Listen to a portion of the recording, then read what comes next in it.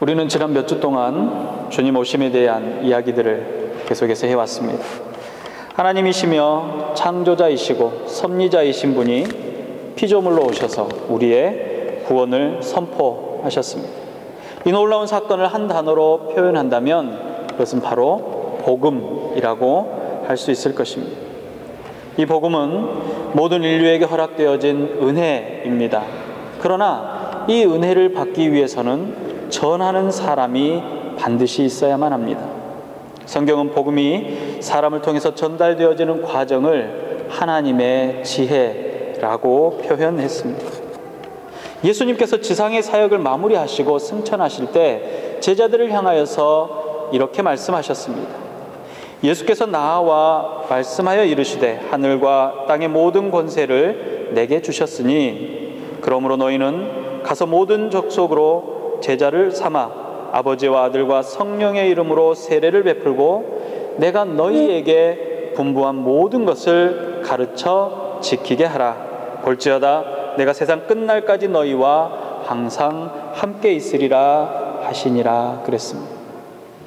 마태복음의 말씀을 예수님의 지상명령이라고 합니다. 복음에 속한 사람들, 예수님의 길을 따르는 제자된 사람들에게 주어진 예수님의 명령입니다. 제자들은 예수님의 말씀에 근거해서 복음을 전하는 자가 되어졌습니다. 그래서 사도행전 1장 8절은 이렇게 말합니다. 오직 성령이 너희에게 임하시면 너희가 권능을 받고 예루살렘과 온 유대와 사마리아와 땅 끝까지 이르러 내 증인이 되리라. 그렇게 말씀하셨습니다. 성령에 충만한 제자들을 향해서 증인이 되라고 말씀하셨습니다. 제자들은 예수님의 증인이 되어 마치 법정에 선 사람처럼 복음의 사실을 증거하는 자들이 되었습니다.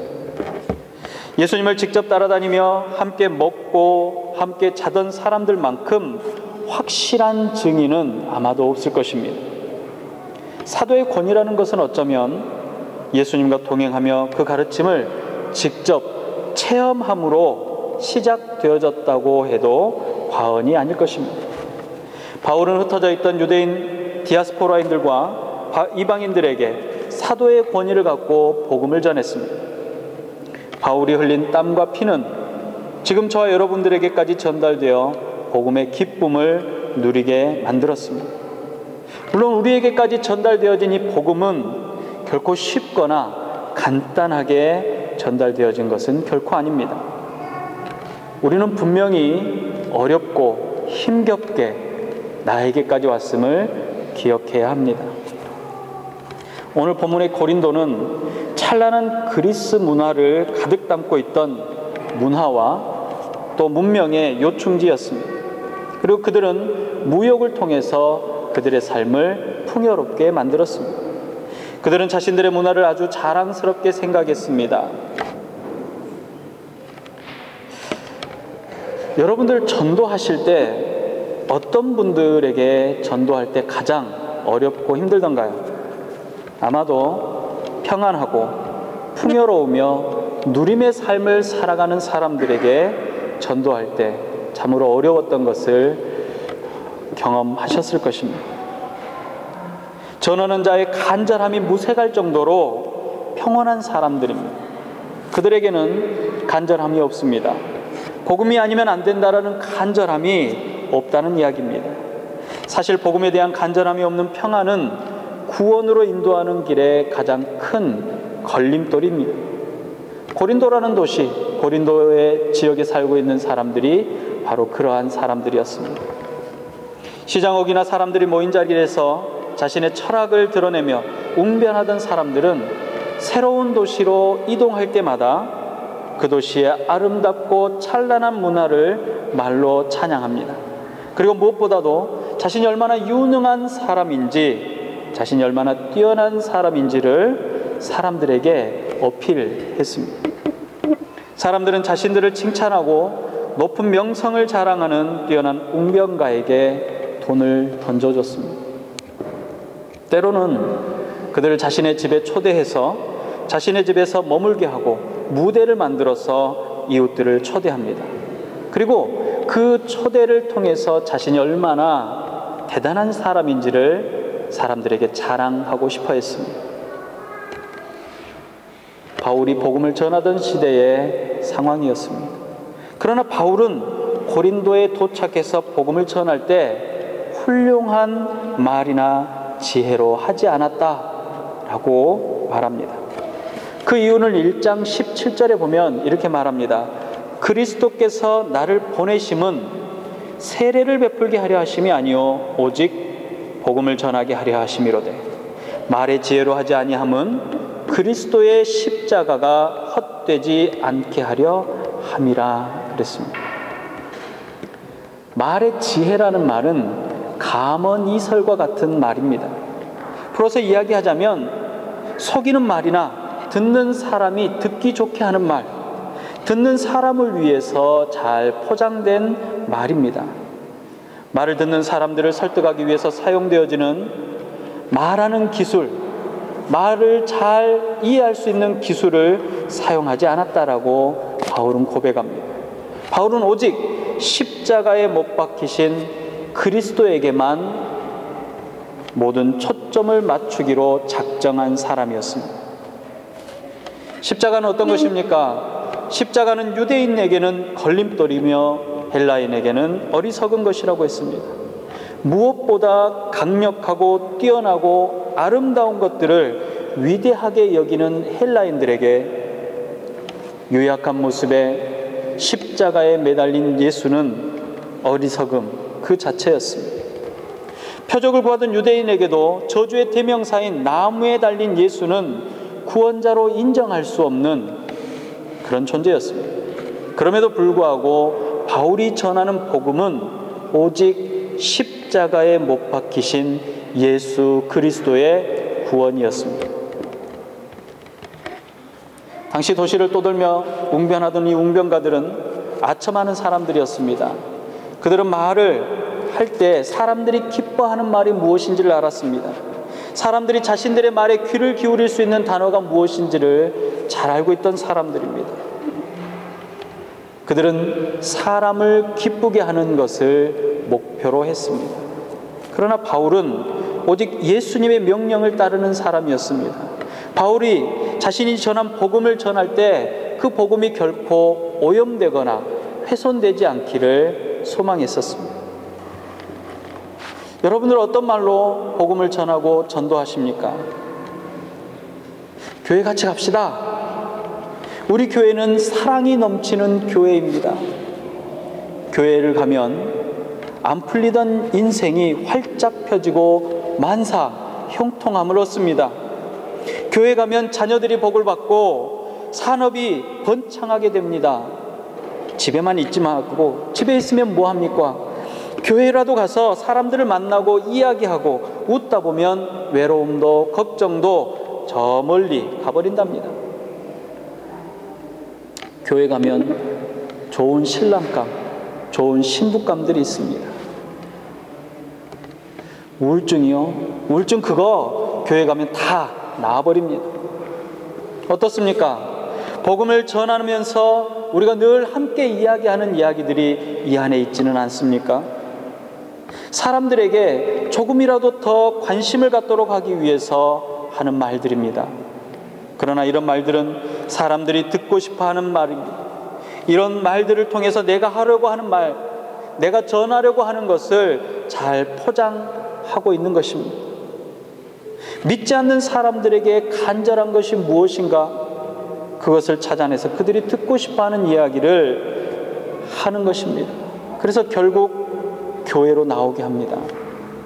어떻게 해서든 교회만 오게 하면 된다라고 생각하는 것입니다. 초대교회 당시에 도시를 돌아다니면서 웅변하던 사람들, 그들이 사용했던 방법이 바로 이런 것들이었습니다. 그들은 모여든 사람들의 아름다운 의복과 외모를 칭찬하고 그 도시의 부를 찬양했습니다. 그리고 그들로부터 호감을 얻었습니다. 호감을 갖고 모여든 사람들에게 자신이 얼마나 뛰어난 웅변가인지, 자신이 갖고 있는 명성이 무엇인지를 은근히 자랑하고 내가 그들에게 꼭 필요한 존재임을 어필했습니다. 듣기 좋은 말과 아름다운 단어로 설득하고 얻어낸 호응으로 그들은 물질과 후원자를 얻어냈습니다. 전도하기 위해서 사용하는 우리의 언어들을 한번 다시 되돌아볼 필요가 있습니다. 사람들이 듣고 싶어하는 말로 유혹하고 마치 복음을 전하는 것처럼 복음이 아닌 다른 그 어떤가를 말하고 있지는 않는지 살펴보아야 합니다.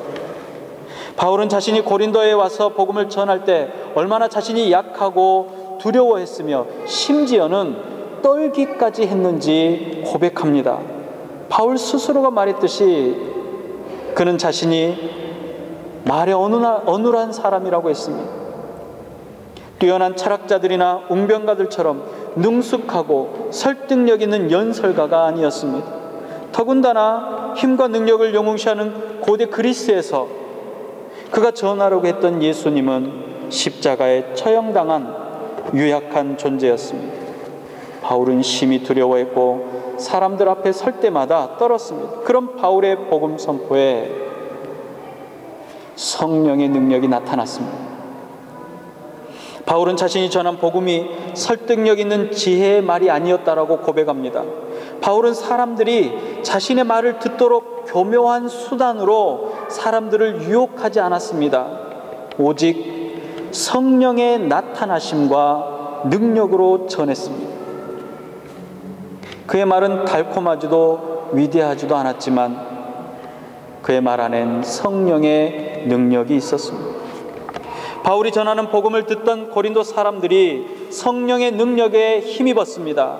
십자가의 복음을 믿게 되었습니다. 그들이 변화하게 했습니다.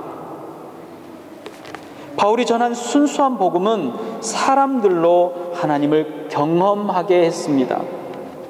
지금껏 전한 바울의 복음은 사람들로 하여금 믿음의 사람이 되게 했다는 이야기입니다. 예수님의 제자들이 예수님을 따라다니며 경험했던 것처럼 사도 바울이 만난 예수님을 사도 바울은 그대로 전한 것입니다. 그리고 그 전함을 받은 사람들이 예수 그리스도의 성령을 경험하게 되었다라는 것입니다. 사람들의 믿음이 세상의 지혜나 미혹하는 아름다운 말이 아니라 오직 하나님의 능력으로 드러나기를 원했고 그렇게 시작된 교회가 바로 고린도 교회였습니다. 이는 바울의 소망이기도 했지만 하나님의 분명한 뜻이기도 했습니다. 그런데 지금 바울이 이 말을 하고 있는 이유가 있습니다. 처음 고린도에 도착해서 순수한 복음을 전할 때 성령의 은혜를 입어 주님을 영접했던 사람들이 점점 변하고 있었습니다. 고린도 사람들은 바울이 전하는 순수한 복음보다 더 화려하고 위대한 무언가를 기대하고 복음의 세상의 지혜를 더 얹으려고 했습니다. 그러나 바울이 전하고 우리가 전해야 할 십자가는 세상의 그 어떤 지혜가 아닙니다. 우리가 전하는 복음은 하나님의 지혜입니다. 십자가에 못 박히신 그리스도는 표적을 구하는 유대인들에게는 꺼리끼는 것이며 지혜를 구하는 헬라인에게는 어리석은 일입니다. 그러나 하나님께서는 그런 십자가를 통해서 죄와 죽음의 세력을 정복하시고 믿는 자들에게 구원을 선포하셨습니다. 만약 하나님께서 구원의 길을 사람과 상의하셨더라면 사람들은 십자가처럼 연약하고 유약한 도구보다는 훨씬 더 뛰어나고 아름다우며 매력적인 방법을 생각해냈을 것입니다. 하지만 하나님께서는 이 세상 그 누구하고도 상의하지 아니하시고 당신의 방법대로 어리석고 연약해 보이는 십자가를 선택하셨습니다. 그리고 그 선택으로 인류를 구원하셨습니다. 그리고 우리로 선택해 하셨습니다. 하나님께서 제시하신 어리석고 약한 십자가를 믿고 구원을 받든지 아니면 세상의 지혜를 선택하여 멸망하든지 선택해 하셨습니다. 여기서 바울은 뜻밖의 말을 합니다. 온전한 자들이 있다고 말합니다. 온전한 자들은 은밀한 가운데 있는 하나님의 지혜를 아는 사람들입니다. 이들은 감추어진 하나님의 비밀을 아는 사람들입니다. 하나님의 지혜는 우리로 하여금 하나님의 영광에 참여케 하려고 만세전에 미리 정하신 것입니다. 이 하나님의 지혜는 감추어졌다가 이제 예수 그리스도를 통해 세상에 드러나게 된 약속의 응답이며 하나님의 구원입니다. 이 은밀하고 놀라운 비밀은 오직 성령님에게서만 얻을 수 있는 것입니다. 오직 성령님을 통해서만 그 문이 열리도록 되어 있습니다. 인간의 자랑은 세상의 지혜로는 하나님의 지혜에 도저히 도달할 수가 없습니다. 그러나 온전한 자들은 하나님의 지혜를 이해하고 받아들인 사람들입니다. 그들은 성령을 받았고 그리스도를 구원자로 믿는 사람들입니다. 그들은 구원받은 하나님의 백성이요 성도이며 그리스도인입니다. 그리고 예수 그리스도의 증인입니다. 참으로 하나님의 지혜는 눈으로 보지 못하고 귀로 듣지 못하고 사람의 마음으로 생각하지 못할 비밀입니다. 예수 그리스도의 십자가의 구원은 세상의 지혜로는 이해할 수 없는 초월적인 비밀입니다. 그렇기 때문에 하나님께서는 그 은밀한 비밀을 알려주시고 우리의 눈을 열어주셔야 합니다. 우리의 눈을 열어주시고 은밀한 비밀을 알려주시는 분은 세상의 지혜가 아니라고 했습니다. 임마누엘로 오셔서 영원토록 그의 백성과 함께 하시겠다라고 하셨던 예수님께서 약속하신 성령님이십니다. 하나님의 영만이 하나님의 깊으신 뜻을 알 수 있습니다. 저와 여러분은 하나님의 영을 받은 사람들입니다. 우리로 하나님의 구원의 선물을 이해할 수 있도록 하나님의 영을 주신 것입니다. 그래서 12절에 이렇게 이야기합니다. 우리가 세상의 영을 받지 아니하고 오직 하나님께로부터 온 영을 받았으니 이는 우리로 하여금 하나님께 우리에게 은혜로 주신 것들을 알게 하려 하심이라고 했습니다. 그래서 사도 바울은 복음을 전할 때 인간의 말로 전한다고 하지 않고 성령님께서 가르쳐 주신 말로 전하였노라고 말하는 것입니다. 증인은 사건의 목격자입니다. 목격자만이 증인의 자격이 주어지는 것입니다. 예수님과 함께 먹고 마시며 예수님의 일거수일투족을 관찰하고 동행했던 제자들이 증인입니다. 그 증인들의 증언을 확증하신 분이 바로 성령님이시기도 합니다. 우리 안에 성령의 충만함이 있습니까? 그렇다면 우리 또한 증인입니다. 성령님의 인도하심으로 태초부터 예비된 은밀한 비밀을 소유한 바로 저와 여러분들이 주님의 증인입니다. 증인은 자신이 보고 듣고 경험한 것만을 증언해야 합니다. 복음은 아주 단순하고 명료합니다. 하나님이신 예수님께서 그 백성을 죄와 사망으로부터 구원하시기 위해서 인간의 몸을 입으시고 이 땅에 오셨습니다.